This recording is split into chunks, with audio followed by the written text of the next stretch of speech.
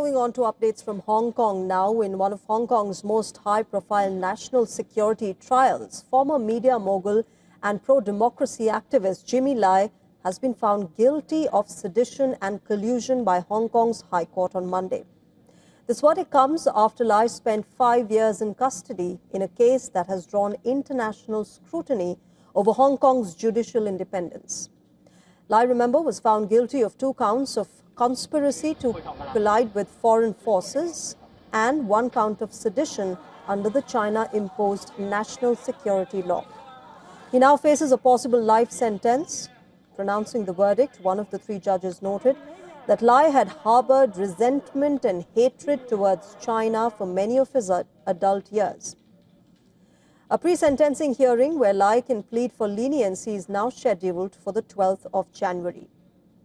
This verdict marks the end of a turbulent legal battle that has drawn condemnation from human rights groups and world leaders, including President Trump, who had once advocated for his release.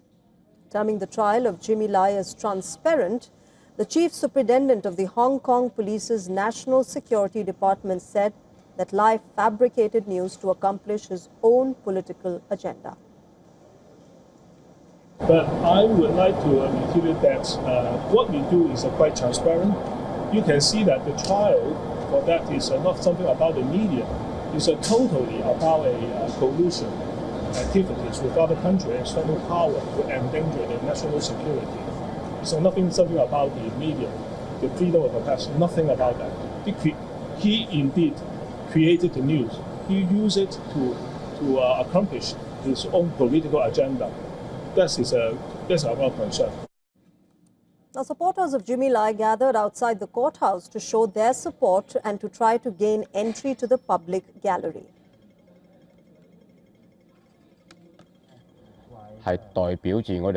Jimmy Lai represents a set of beliefs that are very common among many Hong Kong people. You could say that. He himself has also done a lot of good things. His philosophy and values align with those of a large part of Hong Kong society, people who share similar ideals, democracy, freedom, justice, and conscience. Maybe these sound a bit old-fashioned to say now, but that's how it is. I have kept saying for a whole night that I wanted to stay firm and keep supporting Jimmy Lai. Some time ago, I saw on YouTube that people were saying he could easily leave Hong Kong since he's very wealthy. He has more than enough to live comfortably anywhere, but he still chose to stay, to stand by his beliefs. We support him for that. What we have done is nothing compared to what he endures in a single day. Lai has been in custody since 2020, with his trial beginning in December 2023. A UK citizen and a fierce critic of China, Lai played a key role in the 2019 pro-democracy protests in Hong Kong. He was arrested in 2020 after Beijing's sweeping crackdown on anti-China voices. Lai's health has reportedly deteriorated during the trial, which has drawn attention from the US, UK, as well as the European Union.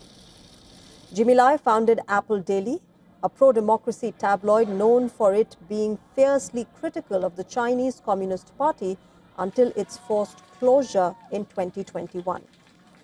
While his supporters see him as a freedom fighter, China views him as a mastermind of the protests and a conspirator advocating for American sanctions against Hong Kong and China.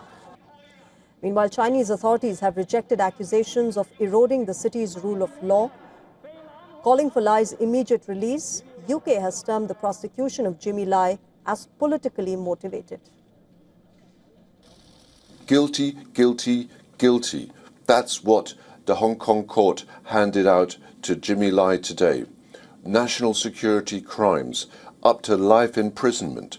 But we won't know what his sentencing will be until next year, because the court also said that he has to come back, his defense and the prosecution and the judges, to discuss mitigation, which is a normal process in Hong Kong before sentencing, to say what the person's character is like, and there can be an argument about reducing the sentencing. He's an elderly man, and he's said before imprisonment that he doesn't want to leave Hong Kong. But we won't know until next year whether he'll be in Hong Kong in prison or when he might be able to go home.